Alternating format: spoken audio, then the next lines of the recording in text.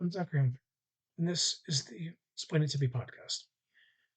The EITM pod is about info without gatekeeping, encouraging curiosity, community, and education without drowning in jargon. If that interests you, please like, rate, and subscribe so I can continue making those videos. EITM is just getting started, and I have a lot of things I'd like to discuss and share together. So any help would be appreciated. Right. So if I may, let me tell you a quick story. Depending on how you look at it, this is a story about the longest running science fiction TV show ever.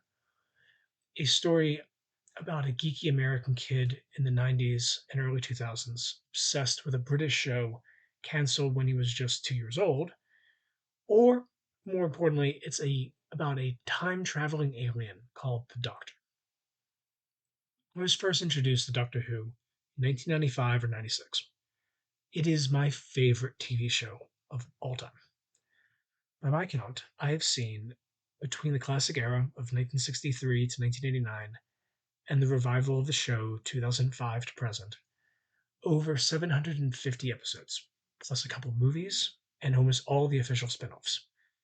In those years, without new episodes, I also read probably a couple dozen books, and over the years, I've seen plenty of interviews, documentaries, and even a biopic they made for the 50th anniversary of its creation about the early days behind the scenes. So, what I'm saying is that I had plenty of material for this episode, and writing it was a labor of love. Hopefully, this all makes sense, and by the end, turns out okay.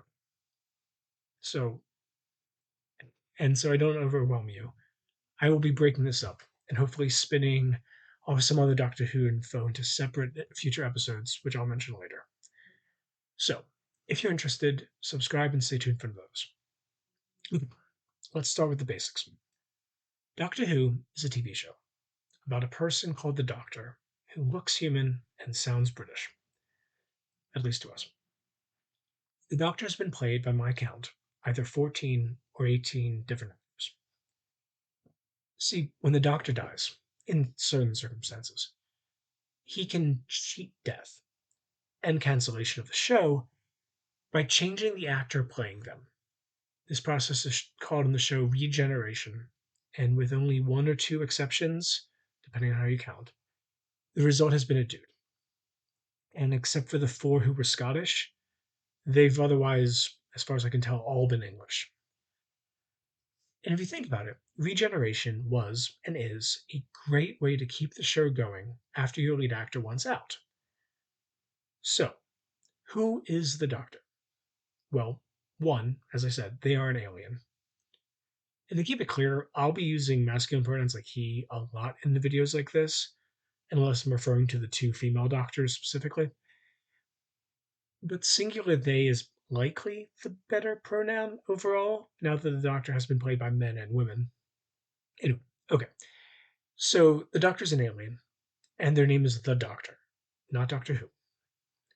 Doctor Who is a question and the title of the show without the question mark. The Doctor is what they chose to be called back on their home planet of Gallifrey. So that's the name they use.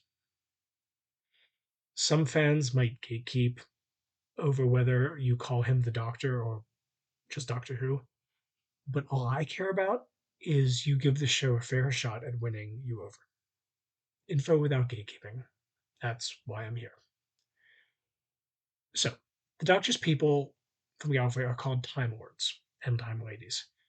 Basically, the Gallifreyans were the first people, as far as we know, in the universe to figure out a way to master travel through time and space. This gave most of them a bit of an ego. This is a species so pretentious that some of its members use names like the Master, the Rani, which is a Sanskrit word meaning queen, as I understand it, or the Corsair. So, for most of the classic era of the show, Time Lords are generally shown above it all and against intervention in history, except when it serves their purposes. But in the post 2005 era, they are basically all dead after being wiped out in a war that was at least partly due to that hypocrisy. So that means the Doctor is effectively the last Time Lord. He travels through time and space in a ship called a TARDIS, which is dimensionally transcendental, aka bigger on the inside. That acronym, TARDIS, stands for Time and Relative Dimension in Space. Supposedly, it was coined by his granddaughter Susan, but most of the other Time Lords and ladies we see also use the term, so it obviously caught on. And yes, he had a granddaughter at the beginning of the show. We saw her in the 20th anniversary special back in '83, and it seems likely they are building her to bring her back in some way in 2024, but we really don't know much about her, except she was originally just the teenage looking girl that traveled with him and a couple of her 60s London school teachers who got taken along for the ride in the first story. That brings us to the idea of companions, sometimes called assistants. But friends or companions seems to work better now that they're more than just young pretty girl who screams at monster, man of action ready to fight said monster, or a foolish person who the Doctor gets to provide background exposition to. The Doctor has traveled in almost every story with a companion or picked one up in the story. In the classic era, there was only one exception, and there have only been a few special episodes, I, all outside normal seasons, where it wasn't the case in the 21st century stories either. These companions have ranged from a robot dog named K9 to a time lady called Romana to all sorts of humans from across time and space.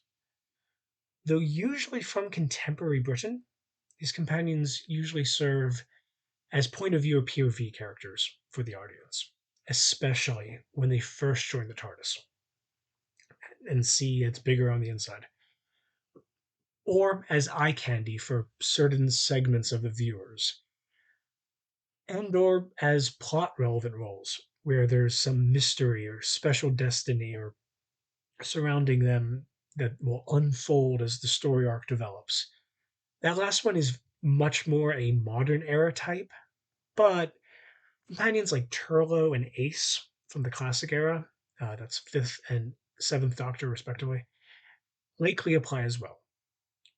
See, the Doctor is incredibly old, so he feels like he needs friends and fresh eyes to keep perspectives on his journey and adventures, and also maybe to keep him in line. Let's get back to the TARDIS. Because the Doctor changes his face with regeneration and with it, his clothes and even some of his personality. The TARDIS, likewise, has changed over time, most notably the main control room as the seasons progressed. But the TARDIS was designed with a chameleon circuit that would blend in wherever the Time Lords would land, so it wouldn't disrupt history. In the Doctor's case, it got stuck, looking like this. It's a mid 20th century police box, i.e., a phone and storage booth for British cops. But the inside is still crazy big, even though the outside is only the size of a large phone booth.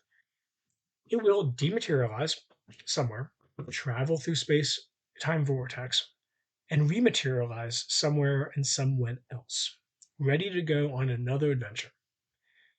All the while sticking out like a sore thumb because it's a giant blue box. See, the basic Doctor Who adventure goes like this: the Doctor shows up somewhere, and things go wrong. Or things are already bad, and he fixes it before running off again. He's ended wars, caused them as well. He's ensured the creation of life on Earth while fighting to prevent the theft of the Mona Lisa. That story is called City of Death, and it was written by Douglas Adams of The Hitchhiker's Guide to the Galaxy. And it is an amazing story filmed on location in Paris. He's even, you find out, the Merlin in a different universe. Anyway, in all his adventures, though, he consistently places the fight against evil and the preservation of life as the highest calling. He is the doctor because he wants to save people and also to learn about the world, the universe, and to embrace what's good and beautiful in it. Or, sorry, in the words of the second doctor, quote, there are some corners of the universe which have bred the most terrible things, things which act against everything we believe in. They must be fought. End quote. Similarly, as the 12th Doctor said before he regenerated, quote, never be cruel, never be cowardly, and never, ever eat pears. Remember, hate is always foolish, and love is always wise. Always try to be nice, but never fail to be kind.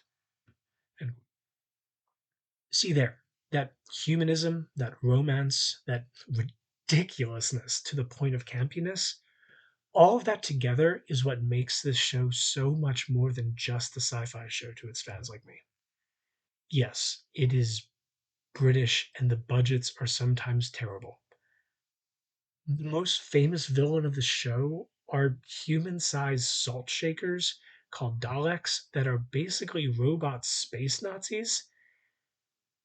It's kind of ridiculous in places. But it's also a show that is about fighting back against evil and nihilism in a way that most other shows don't. The Doctor's main weapon isn't a gun, it's a sonic screwdriver. He isn't a big macho hero, he's a doctor who wants to help.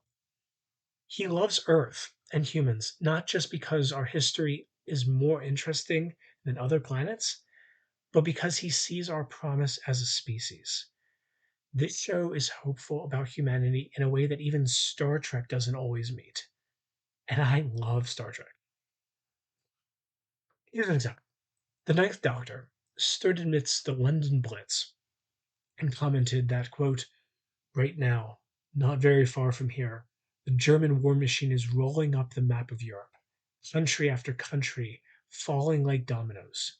Nothing can stop it. Nothing. Until one tiny, damp little island says, no, not here. A mouse in front of a lion.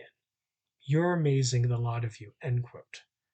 Sure, that's British propaganda, but it's also about the forces of hope and humanity being celebrated for their eventual victory over evil and despair at the exact moment it looks most dire. And that is why Doctor Who is important. See, there are so many terrible things out there scaring us or that we desperately need to fight against. But Doctor Who lets us imagine the impossible. That we won't get wiped out, but rather that if we work for it, we might survive even until the end of the universe. Not out of a power fantasy, but an indomitable hope. To use the words of comedian and big Doctor Who fan Craig Ferguson, quote, it's all about the triumph of intellect and romance over brute force and cynicism, end quote. What if you want to watch some of this show? What if you want to join in the fight for intellect and romance over brute force and cynicism? Where would you start? Well, that will be the subject of the next two videos. One on the new era, where you can pick it up, and which episodes to skip should you only want to dip your toe into the show. That sort of. And then another episode where I will walk you through the different eras and arcs of the original slash classic show, run of the show, so you can be prepared to check out those stories on Tubi, or if you have access to BBC iPlayer, the so-called Hooniverse section of that website. And I hope you check out those videos when I publish them. But again, this is just the start of the show, so please bear with me. I'm just starting to make episodes for the podcast and YouTube for EITM. If you like this, you see promise, or even if you just made it this far, please like, rate, and subscribe. We are all at the mercy of the algorithms, and by all accounts, it really helps. Also, if you're willing and able to help get this show going, I have a Ko-fi page at ko-fi.com/eitmpod. I'll put the link in the description/show notes. And if you want to help make EITM what I believe it can be, I would be extremely grateful. Either way, thanks, God bless, and best of luck out there. I hope to see you soon.